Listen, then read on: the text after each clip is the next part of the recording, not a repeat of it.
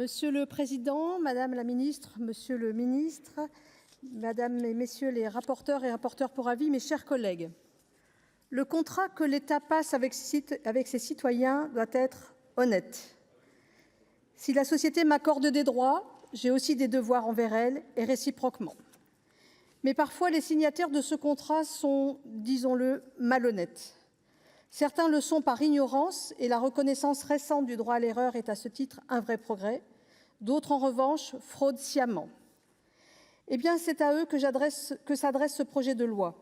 Le président Georges Pompidou disait « La fraude est à l'impôt ce que l'ombre est à l'homme ». Et c'est vrai, en matière de fraude, il existe encore beaucoup de zones d'ombre. Ce texte a précisément pour ambition de les éclairer, autant sur les chiffres que sur les moyens d'action. Chaque fraude, sociale ou fiscale, est un coup de canif dans le contrat social qui nous unit. Ce contrat, on pourrait le résumer ainsi. Je reçois, donc je respecte les règles. Notre système repose sur une idée simple, des cotisations et des impôts en échange de protection, de justice et d'un système de santé universel. Mais la fraude, c'est le fait de ceux qui veulent des gains du jeu sans en respecter les règles. Et les conséquences sont lourdes. Les sommes détournées sont autant d'argent qui ne va pas à la défense, aux services publics, à l'éducation. La fraude sociale représenterait aujourd'hui 13 milliards d'euros par an, contre à peine 850 millions en 2014. Et pour la fraude fiscale, les estimations varient entre 60 et 100 millions d'euros. On dit que parfois, la fraude est un sport national. Selon le Haut Conseil au financement de la protection sociale, 56% des détournements viendraient des professionnels, employeurs, travailleurs indépendants ou auto-entrepreneurs, 34% des assurés sociaux, des individuels, et 10% des professionnels de santé. Comment empêcher les fraudes si les administrations ne disposent que d'une partie des informations? Comment arrêter une fraude dont on ignore l'existence? Ce projet de loi vise justement à renforcer les échanges d'informations entre administrations et notamment entre les complémentaires santé et les CPAM. L'extension aux agents des CPAM du droit de communication auprès des banques est une mesure de bon sens. Elle permettra de lutter plus efficacement contre la fraude aux indemnités journalières ou à la complémentaire santé solidaire. Cette possibilité a été étendue en commission aux agents CAF, qui eux aussi sont en première ligne face à la fraude. Nous soutenons pleinement ces mesures et saluons les garanties de protection des données introduites par la Commission avec la consultation de la CNIL et des instances professionnelles. Ce texte introduit aussi des mesures de justice et de cohérence. Désormais, France Travail pourra tenir compte des revenus issus d'activités illicites dans le calcul des allocations de chômage.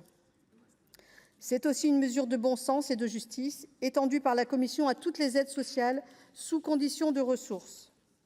La lutte contre la fraude au compte personnel de formation, CPF, a également été fortement renforcée. Et je veux saluer ici le travail remarquable des rapporteurs qui ont rendu ce texte plus ambitieux et plus concret. Mais pour limiter la fraude, il faut aussi des sanctions dissuasives.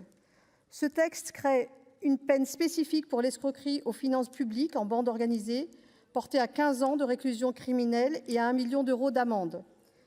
De nouvelles amendes administratives contre les centres de formation défaillants, la possibilité de cumuler le déconventionnement d'un professionnel de santé fraudeur avec une pénalité financière, le déremboursement des prescriptions des médecins déconventionnés pour fraude et la suspension du tiers payant pour les assurés fraudeurs. Ces mesures ne pénalisent pas les honnêtes praticiens, elles visent uniquement les fraudeurs. Sur les 13 millions d'euros estimés de fraude sociale, seuls 3 milliards sont détectés ou redressés et 600 millions effectivement recouvrés. C'est invraisemblable. Renforcer la détection est essentiel, mais cela ne sert à rien si nous ne récupérons pas l'argent détourné. Le texte propose donc plusieurs dispositifs nouveaux pour améliorer le recouvrement des fraudes, qu'il s'agisse des allocations chômage, des cotisations sociales ou des prestations de sécurité sociale. Mes chers collègues, la fraude n'a pas seulement des conséquences financières, elle a une dimension morale.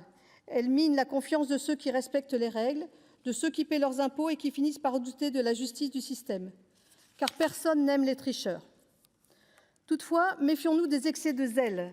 Dans la presse ce matin, un article révélait les abus parfois de l'administration, notamment en matière de saisie administrative à tiers détenteur, où la somme ponctionnée sur le compte d'un contribuable pouvait parfois être disproportionnée au regard de la somme exigée, mettant du coup la personne visée en difficulté. Enfin, alors que nous allons adopter ce texte, sachons que les fraudeurs, eux, maîtrisent déjà bien l'intelligence artificielle. Le temps démocratique est lent, le temps technologique fulgurant. Veillons à ce que cette loi, une fois adoptée, ne soit pas déjà dépassée. Mes chers collègues, ce projet de loi va dans le bon sens. Il renforce la prévention, la détection, la sanction et le recouvrement. Notre groupe Les Indépendants la soutiendra sans réserve. Je vous remercie.